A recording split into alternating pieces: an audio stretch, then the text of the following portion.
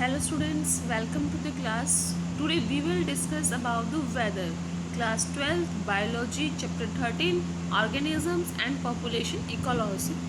तो last lecture में आपने इकोलॉजिकल हायरार्ची के बारे में स्टडी किया था. आज हम स्टडी करने वाले हैं वेदर के बारे में.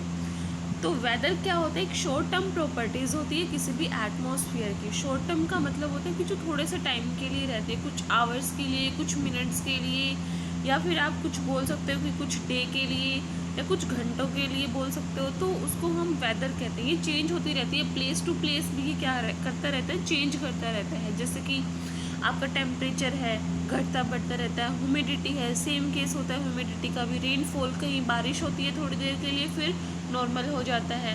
प्रेशर है, सनसाइन, सुबह सनराइज होता है, देन सेट्स हो जाता है, और फिर जैसे कि बारिश हो रही है, बादल वगैरह है, तो वो छिपता भी रहता है बादलों की वजह से. तो ये सारी कंडीशंस कैसी हैं? शॉर्ट टर्म के लिए हैं. फिर बाद में कैसा हो जाता है कि अपनी वो नॉर्मल कंडीशंस में आ जाते हैं, तो उसको हम वेदर कहते हैं.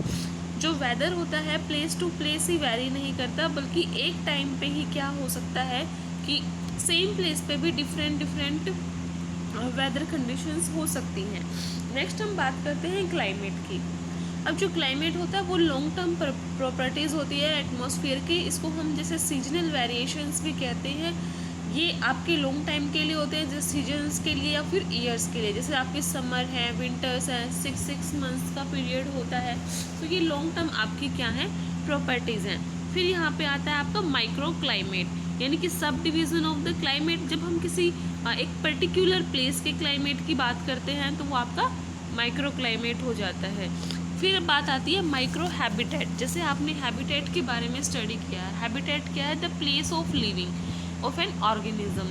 तो उसको हमने हैबिटेट बोला था कि जो कोई भी ऑर्गेनिज्म जहाँ रहता है उसको हम उसका हैबिटेट कहते हैं. तो माइक्रो हैबिटेट हो जाता है कि उसका सब डिवीज़न, किसी भी हैबिटेट का सब डिवीज़न, उसको हम बोलते हैं माइक्रो हैबिटेट. जैसे सपोज करो कोई ऑर्गेनिज्म है जो वाटर के अंदर रहता है, लेकिन वाटर तो उसका हैबिटेट हो गया, लेकिन वाटर को भी डिवाइड कर रखा है कि कोई उसके सरफेस पे रहता है, कोई वाटर के बॉटम पे रहता है. तो एक हैबिटेट का भी माइक्रो हैबिटेट बन गया, एक सरफेस बन गया और एक बॉटम बन गया, तो उसको हम माइक्रो हैबिटेट कहते हैं. फिर आता है आपका इकोलॉजिकल निच. That's very important. निच क्या होता है? It is the functional status of a species. एक तरह से आप बोल सकते हो कि किसी भी स्पीसीज का फंक्शनल स्टेटस होता है.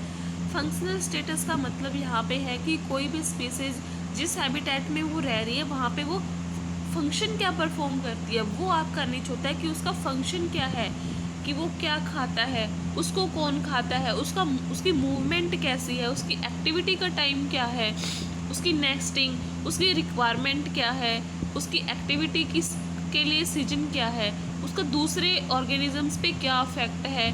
तो ये सारा आपका निच के अंदर आता है. तो यहाँ पे कुछ डिफरेंसेस दे रखे हैं हैबिटेट और निच के बीच में. इसमें इतना कुछ समझाने का नहीं है, ये आप खुद देख लेना. फिर आते हैं आपके एबायोटिक फैक्टर्स. अब आप तक आपने बायोटिक फैक्टर्स के बारे में स्टडी कर रहे थे जो कि कंप्लीट हो चुके हैं. आपके आते हैं एबायोटिक फैक्टर्स. इसमें आपके जो एबायोटिक फैक्टर्स हैं वो दो टाइप्स होते हैं आपके, क्लाइमेटिक फैक्टर्स और एडेफिक फैक्टर्स. क्लाइमेटिक फैक्टर्स में आपके temperature, light, air, atmosphere, humidity, rain water, ये सारे आते हैं. और एडियाफिक में आपके सोइल टेक्सचर, सबस्ट्रम, ट्रोपोग्राफी, मिनरल्स, पीएच आपके एडियाफिक फैक्टर्स हैं. तो यहाँ पे आपका एयर के बारे में कुछ दे रखा है. इसमें कुछ इतना समझाने का नहीं है, नॉर्मल बातें हैं. यहाँ पे जो पॉइंट समझने का आता है वो ये है कि जो इफ़ेक्ट है एयर का वो किसी ऑर्गेनिज्म पे क्या होता है. क्योंकि यहाँ पे हम बात कर रहे हैं अडप्टेशंस की.